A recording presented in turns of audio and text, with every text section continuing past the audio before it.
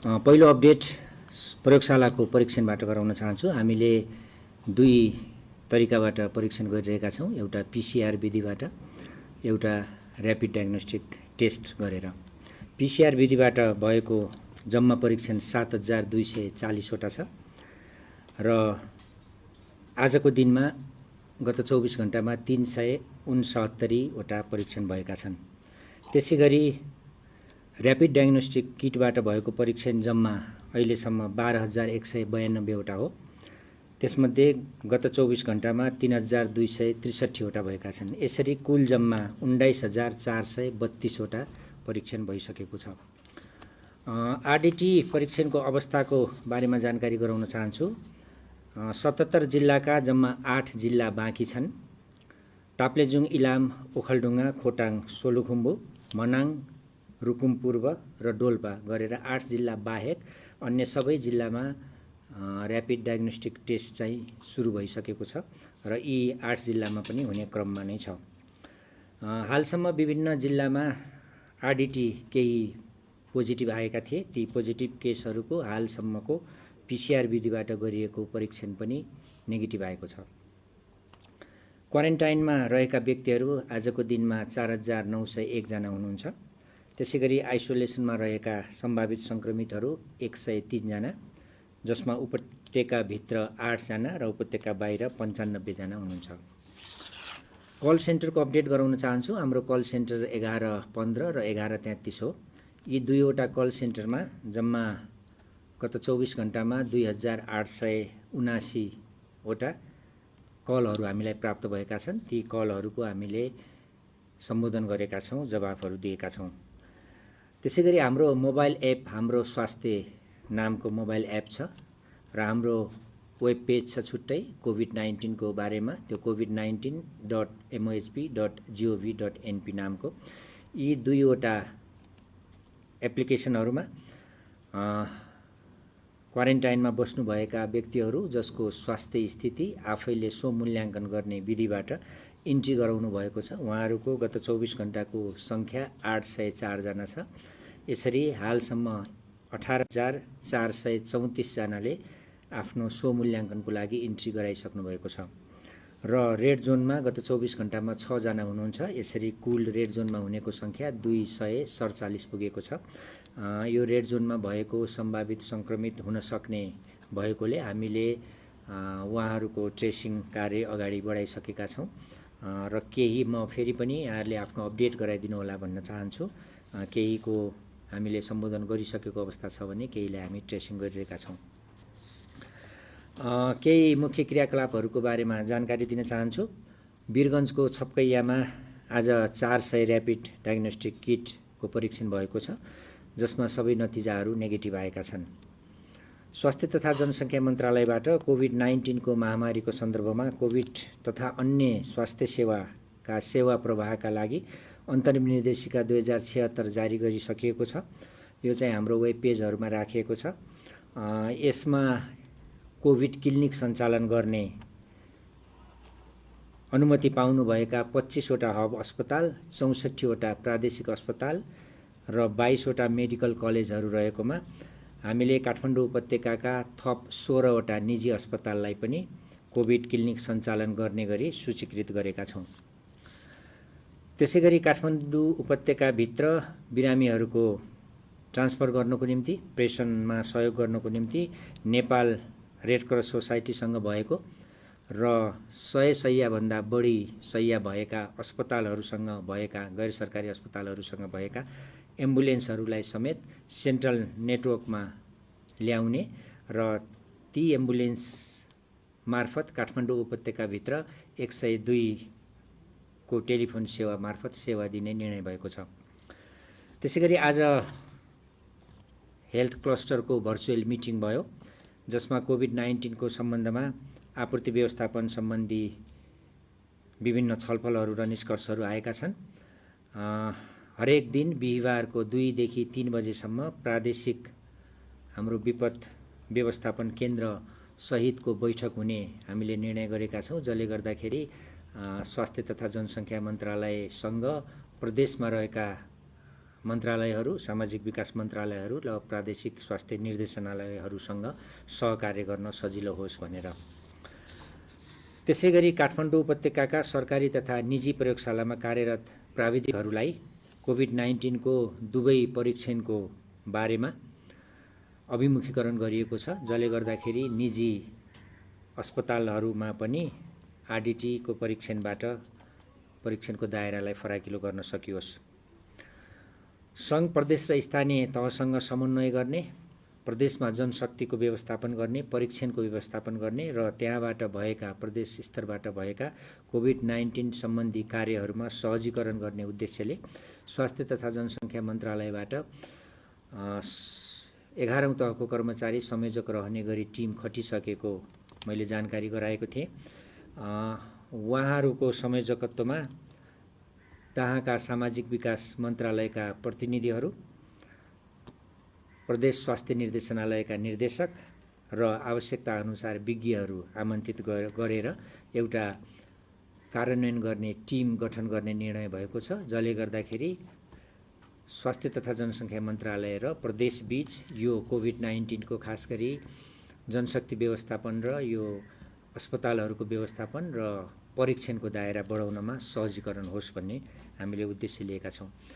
सङ्क्रमित व्यक्तिहरूको विवरण दिन चाहन्छु। हाल सङ्क्रमितको सङ्ख्या 16 नै हो। 1 जना उपचारपछि घर फर्केको बाहेक 15 जना उपचारकै क्रममा हुनुहुन्छ। 2 जना टेकु, 2 जना बागलुङ, धनगढीमा 5 जना, वीरगञ्जमा 4 जना उपचारको क्रममा रहनुभएको छ। सबैको स्वास्थ्य स्थिति सामान्य नै छ। अन्तिममा म एउटा अनुरोध सहित अपडेट अन्त्य गर्न चाहन्छु। आज हामीले स्थानीय तहसँगको सहकार्यलाई अनुरोधको रूपमा लिएका छौँ। कोभिड-19 को रोकथाम र नियन्त्रणको लागि आफ्नो स्थानीय तहभित्रका स्वास्थ्य संस्था, जनशक्ति, औजार उपकरण, एम्बुलेन्स आदिको अभिलेख तयार गरेर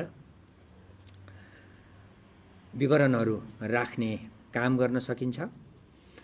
आफ्नो स्थानीय तहभित्र रहेका स्वास्थ्य जनशक्तिलाई परिचालन सम्बन्धी व्यवस्थाको काम गर्न सकिन्छ। त्यसमा मद्दत गर्नु हामी अनुरोध गर्छौँ।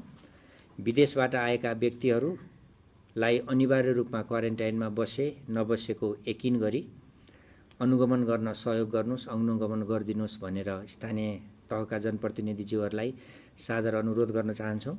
त्यसैगरी सम्भावित सङ्क्रमित व्यक्तिहरूको नमुना परीक्षणमा सहयोगीको भूमिका निर्वाह गरिदिन यसको लागि नजिकको स्वास्थ्य संस्था, प्रादेशिक स्वास्थ्य निर्देशनालयसँग सम्पर्क राख्न र टोल फ्री नम्बर हाम्रो 1133 र 1115 समेत त्यो टोल फ्री नम्बरमा सम्पर्क पनि गर्न सक्नुहुन्छ। बिरामीहरूको प्रेषण हुनसक्छ, एक ठाउँबाट अर्को ठाउँमा बिरामीहरू लैजानुपर्ने हुनसक्छ। सो कार्यमा एम्बुलेन्सको लागि, एम्बुलेन्स सेवाको लागि सहजीकरण गर्ने कार्यमा मद्दत पुर्याउन हामी अनुरोध गर्छौँ। आफ्नो स्थानीय तहमा विभिन्न वस्तुहरूको औषधिजन्य सामग्री, खाद्य वस्तुहरूको अभाव सिर्जना नहुन दिनतर्फ कार्य गर्न अनुरोध गर्दछौँ। विभिन्न आफ्ना स्थानीय तहमा उत्पादन हुने खाद्य वस्तुलाई खपत बढाउने, त्यस्ता वस्तुहरूको खपत बढाउन सकिन्छ। बिग्रने सामानहरूलाई छिटो प्रयोग गर्ने, नबिग्रनेलाई केही दिनपछि प्रयोग गर्ने कामहरू गर्न सकिन्छ। त्यस्तो खाले नीति लिन सकिन्छ। यो हाम्रो स्थानीय तहलाई अनुरोध छ। समुदायमा सहयोग, सद्भाव र भाइचारा बढाउने, एक अर्काले सहयोगको भावनाले काम गर्ने, मिलेर काम गर्यो भने हाम्रो यो आउन सक्ने सङ्क्रमण चाहिँ रोक्न हामी सफल हुनेछौँ भन्ने स्वास्थ्य तथा जनसङ्ख्या मन्त्रालयले आशा गरेको छ। आज धेरैले सोध्नुभएको प्रश्नमा औषधि र औषधिजन्य पदार्थहरूको स्थिति कस्तो छ हाम्रो देशमा, त्यसमा केही प्रश्न पारिदिनु हुन आज हामीले औषधि व्यवस्था विभागका महानिर्देशक नारायण प्रसाद ढकालज्यूलाई निम्ताएका छौँ। म उहाँलाई केही कुरा भनिदिन आग्रह गर्दै मेरो यो अपडेट अन्त्य गर्छु। नमस्कार दर्शकबिन, मेरो नाम नारायण प्रसाद ढकाल, औषधि व्यवस्था विभागको महानिर्देशक र मैले अहिले केही दिनदेखि हामीले बेहोरिरहेको कोभिड-19 को उपचार र यसको तयारीको सन्दर्भमा औषधि लगायतका स्वास्थ्य सामग्रीको विषयमा उठेका विषयवस्तुहरूलाई थोरै प्रश्न पार्ने म कोसिस गर्न चाहन्छु। हामी औषधि नेपालमा खास गरेर निजी क्षेत्र र सरकारी दुवै क्षेत्रले औषधिको उपलब्धता, स्वास्थ्य सामग्रीको उपलब्धता गर्ने कार्य गर्ने गर्दछ र मैले औषधि व्यवस्था विभागको महानिर्देशक भएको नाताले सरकारी क्षेत्रबाट उपलब्ध हुने औषधि तथा सामग्रीहरू साथै निजी क्षेत्रबाट पनि हुने वितरण हुने औषधि तथा सामग्रीहरूको अवस्था के छ भनेर नियमित रूपमा यिनीहरूका उत्पादकहरू, पैठारीकर्ताहरू एवं दाताहरू समेतले नेपालमा र नेपाली बजारभित्र वितरण गरिरहेको अवस्थालाई नजिकबाट हामीले यसलाई अनुगमन गरिरहेका छौँ। उत्पादनको अवस्थालाई, वितरणको अवस्थालाई, अभावको अवस्थालाई हामीले अनुगमन गरेका छौँ र यसको लागि अलगै अनुगमन फर्महरू तयार पारेका छौँ। व्यवसायीहरूलाई अति आवश्यकीय जीवनरक्षक औषधिहरूको अवस्था के छ भनेर दैनिक र साप्ताहिक रूपमा त्यसको प्रतिवेदन चाहिँ विभागमा उपलब्ध गराउने किसिमले फर्महरू बनाएका छौँ र त्यसमा निरन्तर रूपमा व्यवसायीहरूले त्यस्ता जानकारीहरू प्रस्तुत गर्नुभएको छ। यी जानकारीहरूलाई हेरेर, प्राप्त सूचनाहरूलाई हेरेर कुन चाहिँ औषधिको अभाव कहाँ छ भन्ने कुरालाई पहिचान गरेर थप चाहिँ रणनीतिहरू तयार गर्ने र त्यसको उपलब्धतालाई सुनिश्चित गर्ने प्रयासमा हामी लागेका छौँ।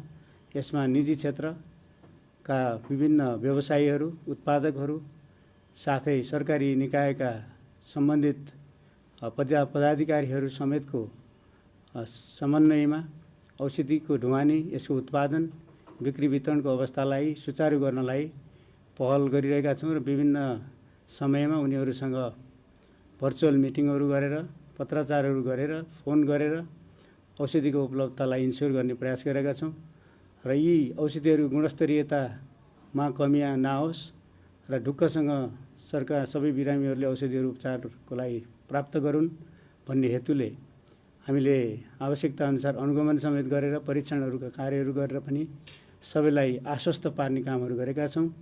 र यो कामको सिलसिलामा हामीले ह्यान्ड सेनिटाइजरको यहाँहरूलाई थाहै छ अति महत्त्वपूर्ण सामग्रीको रूपमा यसलाई लिएको छ। अहिले खास गरेर भाइरसको ट्रान्समिसनलाई कमी गर्नको निमित्त, यसलाई बचाउनको निमित्त, सुरक्षितता प्रदान गर्नको निमित्त नेपालमै ह्यान्ड सेनिटाइजरको चाहिँ दर्ता र यसको अनुमतिको व्यवस्था हामीले लागू गरेका छौँ र अहिले 20 भन्दा बढी त्यस्ता उद्योगहरूले यी प्रडक्टहरू बजारमा ल्याएका छन् र तिनको निश्चित स्तर पनि तय गरिएको छ। कुनै पनि उपभोक्ता नठगियोस् भनेर त्यो स्तरलाई हामीले हाम्रो वेब पेजमा सार्वजनिक पनि गरेका छौँ र यहाँहरूले त्यो स्तर छ छैन, त्यहाँ मूल्य तोकिए अनुसार छ कि छैन भन्ने समेत विचार गरेर आवश्यकता अनुसार प्रयोग गर्नुहोला भन्ने अनुरोध पनि हामी गर्न चाहन्छौँ। यसै सन्दर्भमा केही समय हामीले सरकारवालाहरूसँग निश्चित सामाजिक सञ्जालको ग्रुप पनि तय गरेका छौँ। कुनै पनि क्षेत्रमा नेपालभरि उत्पादकहरूका सम्बन्धित फोकल पोइन्ट, व्यवसायीका फोकल पोइन्ट र औषधि व्यवस्था विभागका शाखा कार्यालयका फोकल पोइन्ट समेतलाई सञ्जालमा राखेको छौँ र उहाँहरूका टेलिफोन नम्बर, इमेल नम्बरहरू सहित सूचना कहीँ पनि कुनै पनि औषधिको कमी भएमा अथवा गुणस्तरीयता विषयमा सवाल उठेमा उनीहरू मार्फत सूचनाहरू चाहिँ नि लिने र त्यो सूचनालाई विभागसम्म पुर्याएर त्यसको समाधान गर्ने कामहरू हामीले गरिरहेका छौँ।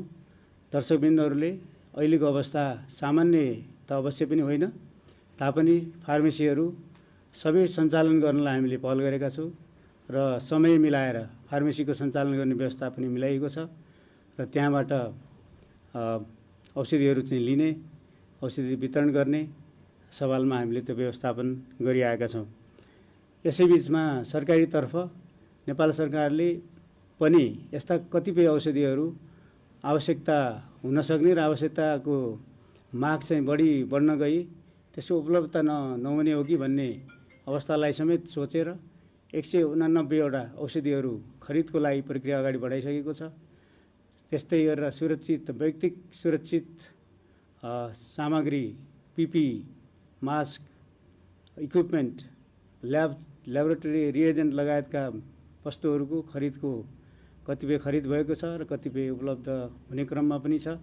यसरी व्यवस्थापन चाहिँ सरकारले औषधि लगायतका वस्तुहरूको व्यवस्थापन गरिआएको यहाँहरू सामुन्ने म प्रस्तुत गर्न चाहन्छु र यहाँहरूले गुणस्तरीयताको लागि ढुक्क भएर सरकारले दिएको सेवा, उपलब्ध भएका औषधि अथवा कुनै पनि सूचना पनि उपलब्ध नभएको अवस्थामा मैले अघि भनेका विभिन्न टेलिफोन मार्फत जानकारी दिनुभएमा त्यसको चाहिँ समयमै निराकरण, त्यसको समाधान गर्ने हामी प्रयास गर्नेछौँ र यस्तो अवस्थामा कुनै पनि व्यक्तिले दर्ता नभएका गुणस्तरहीन वस्तुलाई पनि बजारमा ल्याएर कसै मार्फत प्रयोगमा ल्याउने प्रयास पनि गर्न सक्छन्। त्यसतर्फ सचेत रहन पनि म यहाँहरू सबैलाई अनुरोध गर्न चाहन्छु र यिनै विषयहरूलाई मैले टेवा पुगोस् भनेर विभागभित्र एउटा निश्चित कार्यदल पनि बनाएको छु र त्यो कार्यदलले नियमित रूपमा यहाँहरूले फिल देखेका, सुनेका अवस्थाहरूलाई समेत सूचनामा ल्याउनको निमित्त त्यो कार्यदलले काम गरिरहेको छ। यो विषय मैले यहाँहरू दर्शक सामु आज प्रस्तुत गरेँ र यस सवालमा आउँदा दिनमा पनि कुनै किसिमका अभावका अवस्थाहरू अथवा उत्पादनमा भएका अवरोधहरू, ढुवानीमा रहेका अवरोधहरू र नेपाल सरकारले अहिले गरेका प्रयासमा औषधि र स्वास्थ्य सामग्रीको सम्बन्धमा कुनै सवाल रहेमा औषधि विभागमा पनि सम्पर्क गर्ने सूत्रहरू यहाँहरू प्रयोग गर्नुहोला भन्ने म चाहन्छु। धन्यवाद।